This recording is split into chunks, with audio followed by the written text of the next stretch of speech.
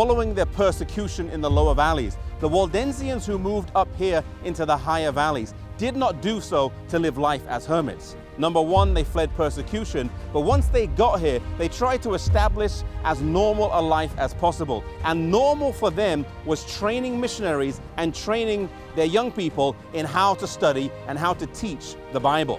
This here, the College of the Barbs, stands today as just one example of what would have been numerous schools that would have been spread all over the valleys, where they would teach and train their young people to be missionaries throughout Europe.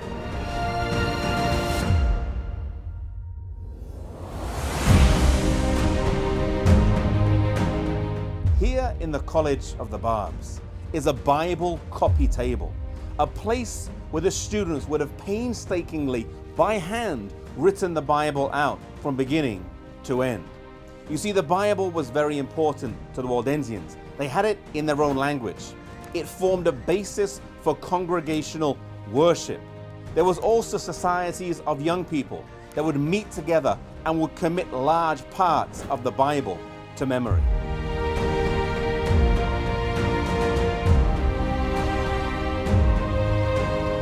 After studying here in the colleges in the valleys, the students would be sent out to many of the great universities around Europe.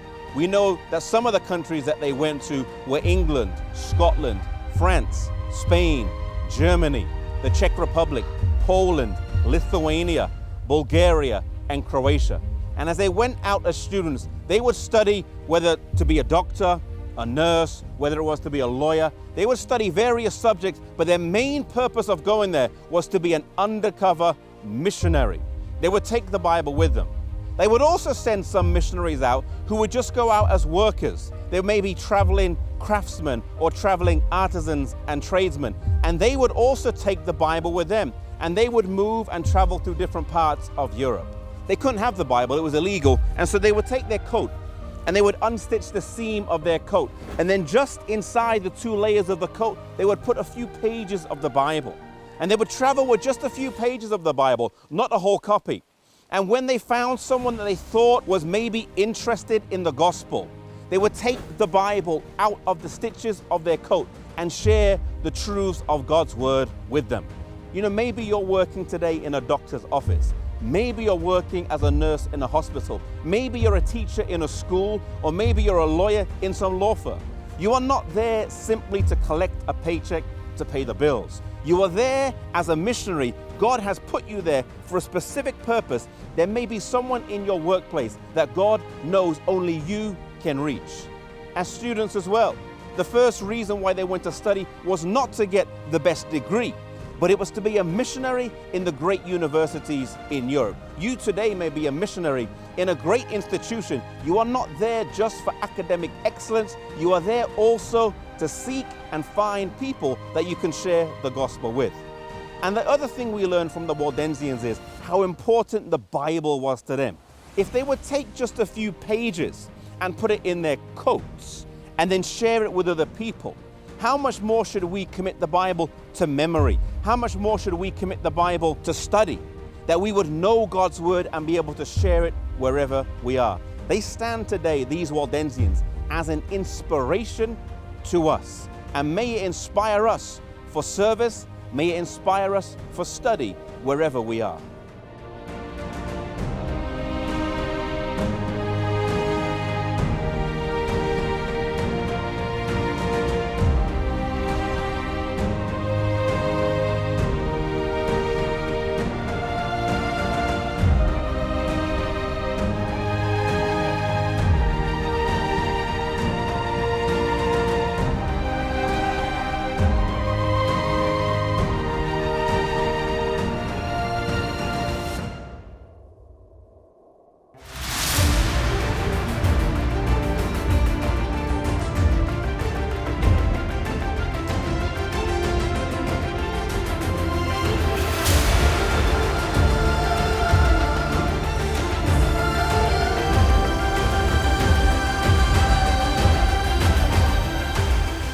In the early centuries, Rome would lay down the challenge.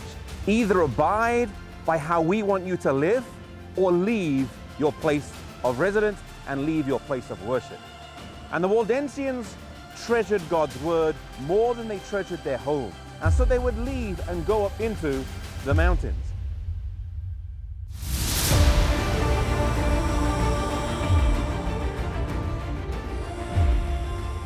Life would not have been easy here in the Waldensian valleys. The children growing up would have had to learn very quickly the lessons of self-sacrifice and self-denial, frugality and economy. Their parents treasured these principles from the Bible, and they wished to bestow them upon their children. They treasured them so much that they retreated up here. And here in the mountains, they wanted to teach two things. Number one, they wanted to teach them purity of life based on God's word. And number two, they wanted to teach them to be a missionary and take the faith that they had and take it further afield than just the valleys in which they lived. And so they would have schools up here, and they would have places of worship, sometimes in caves, where they could teach their children and their young people how they could go out as missionaries and share this message.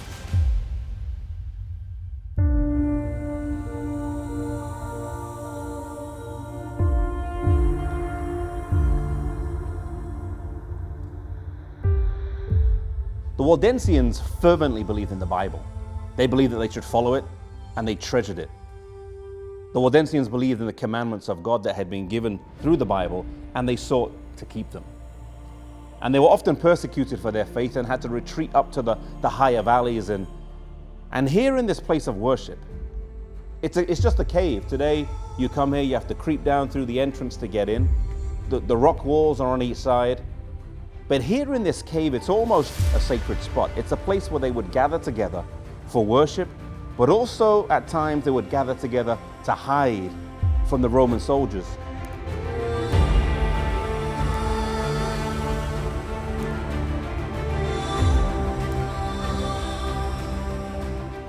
To me, it's encouraging to know that even when they were scattered in the mountains, they would still find time to worship together. And I believe it's very important that we today meet together with fellow believers and worship.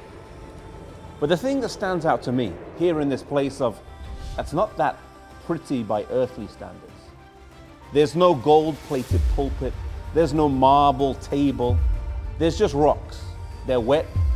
But it's the quietness and the peace and the simplicity and the purity of this place that is striking. Is that if these Waldensians would gather here, not just once, it wasn't just a one-off, it may have been repeatedly, it may have been over years, or may have been even over decades, that they would gather together to worship in caves like this that are dotted around these mountains. For us, church is so comfortable or so convenient. I'm sat on a cold rock, but oftentimes in church we sit on nice comfy chairs. The heating may be on. It may just be 5 miles from our house or just down the road, and yet sometimes we think, I'm not too keen to go. And I think back to myself, yourself, wherever we are. We have a time of relative peace, a time of relative freedom where we can gather together and worship, where we can meet fellow believers. And my appeal is, don't waste the opportunities that you have. Don't be so comfortable or so convenient that we miss the opportunities that we do have. God has given us great opportunities now. Let's take advantage and use them and take this message to the world around us.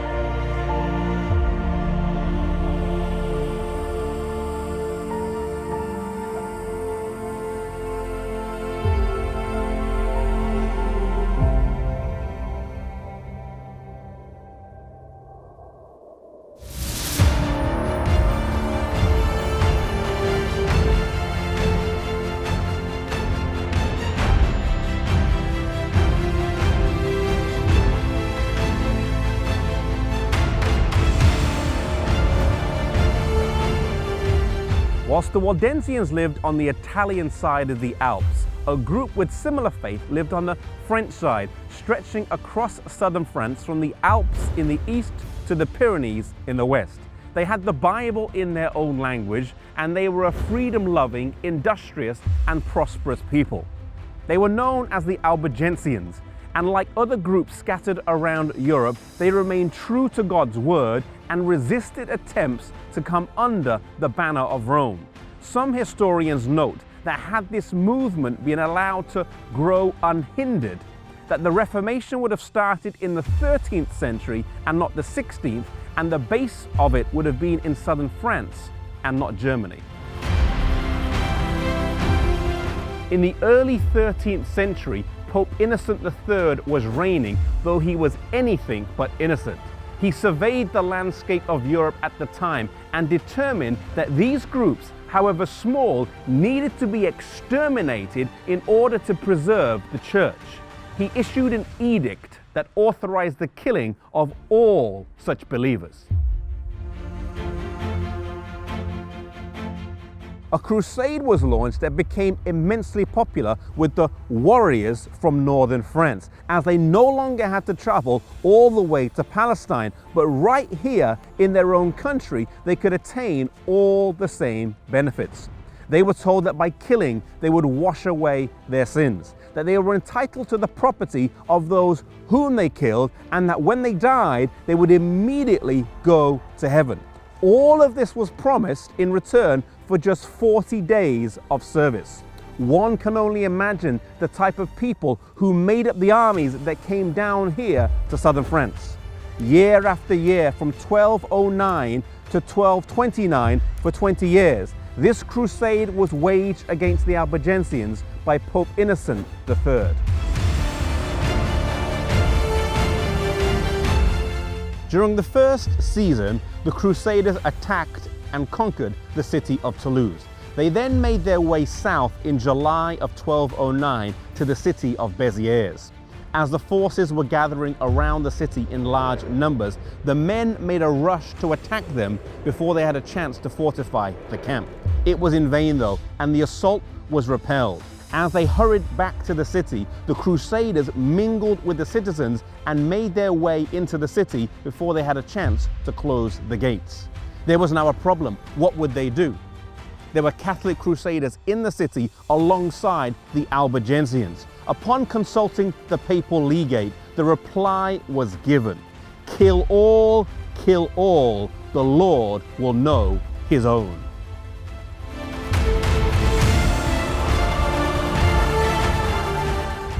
History records that blood flowed like water as everyone in the city was brutally murdered. No one was spared. Even those who sought refuge in the church were cut down.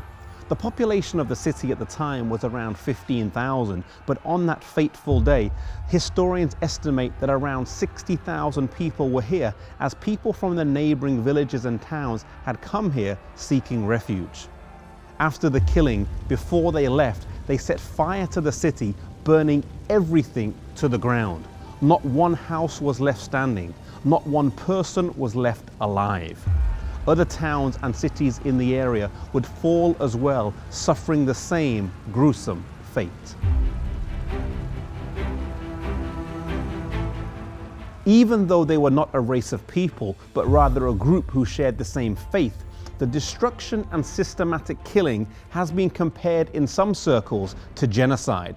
The prestige of the papacy suffered greatly during this time as news of the slaughter spread throughout Europe. The Albigensians were not totally wiped out though, and small pockets of them did remain over the centuries. Perhaps most tragic was how the propagators linked divine salvation with murder, a dangerous combination then and still today. We should never allow religious extremism to take away freedom of worship. We must never impose our beliefs on others, nor allow others to impose their beliefs on us. No matter how true one thinks they are, no one has the right to force their beliefs on anyone else. One thing that God has given to us is the freedom of choice, the freedom to love God in return for the love that He has given to us. May we be gracious in how we share our faith and our beliefs, giving other people the room to make their own decisions as they are led individually.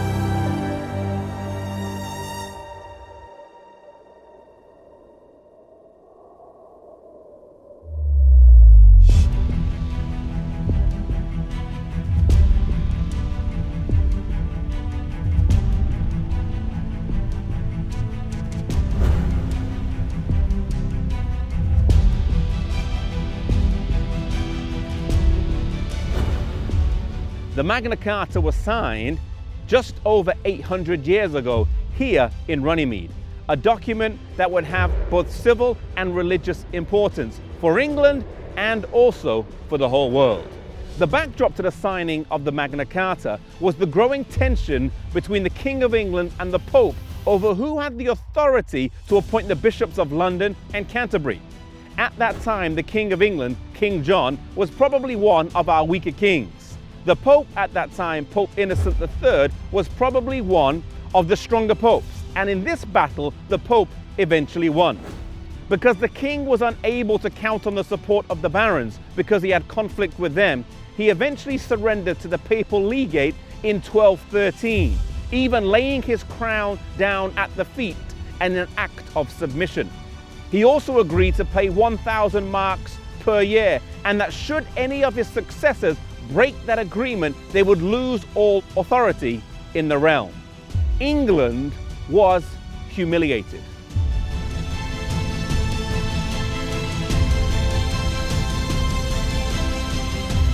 The barons were stung into action. They would never be slaves to the Pope. The issue of national sovereignty and the exchanging of money for spiritual benefits was at stake. They feared, and rightly so, that this could be one step in a course of events that would lead the Pope to setting up who he wanted to on the English throne, overreaching his authority into national matters. These were some of the main reasons why Magna Carta was signed on the 15th of June, 1215.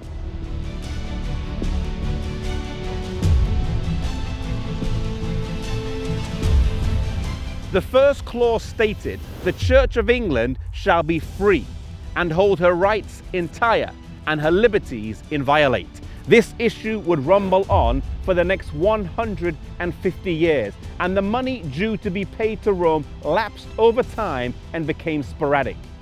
This was one of the main reasons of John Wycliffe's early disagreements with Rome.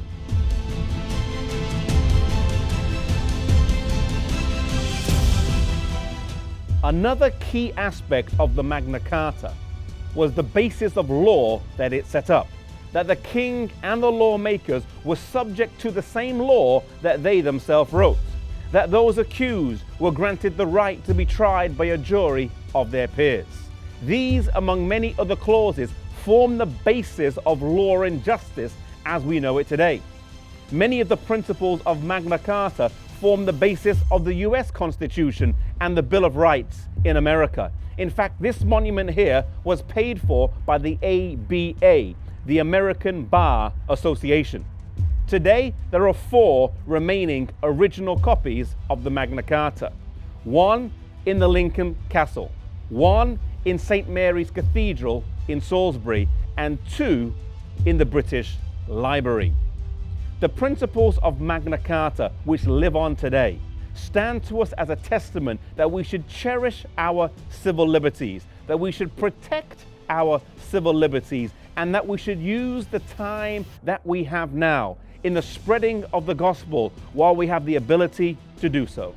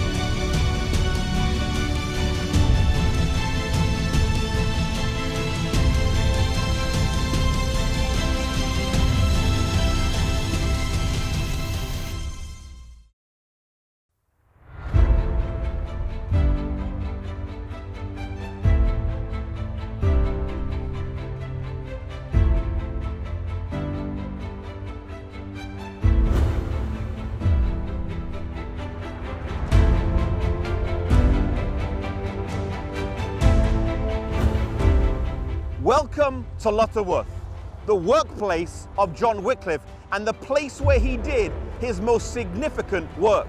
John Wycliffe has often been referred to as the morning star of the Reformation.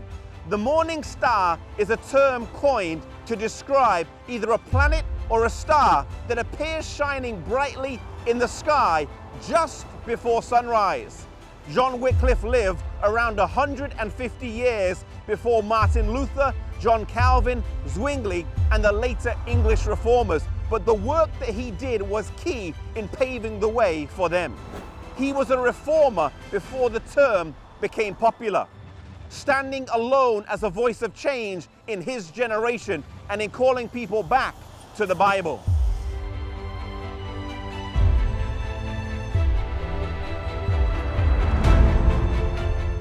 Educated at Oxford University, he was a scholar and an unrivaled debater. It was whilst he was a student that he first incurred the displeasure of Rome in denouncing the friars and their lazy lifestyle. He was a champion of civil and religious liberty. And John Wycliffe was the first in his era who coined the term Antichrist in reference to Rome.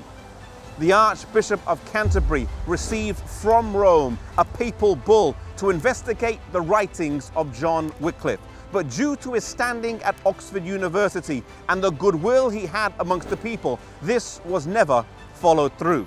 Perhaps a key event that helped John Wycliffe was the papal schism of 1378, where there were two popes that each claimed to be the right pope. And so amidst this confusion, John Wycliffe was left in a state of relative peace to carry on the work that he was called to do.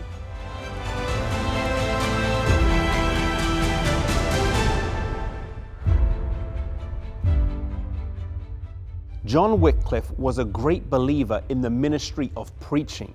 He trained men who were known as the Lollards and sent them out all over the country preaching the gospel. But his greatest achievement was the translation of the Bible. Today, we might not grasp the gravity of this, but back then, to read the Bible in the language of the people, as opposed to the Latin, was seen as heresy, something that was forbidden and viewed as dangerous. A church leader in Wycliffe's day, commenting on his translation, said these words, "And so the gospel pearl is thrown before swine and trodden underfoot, and that which used to be so dear to both clergy and laity has become a joke, and this precious gem of the clergy has been turned into the sport of the laity." Wycliffe, though, declared plainly, Christ and his apostles taught the people in the language best known to them. It is certain that the truth of the Christian faith becomes more evident the more the faith is known. Therefore, the doctrine should not only be in Latin, but in the common tongue.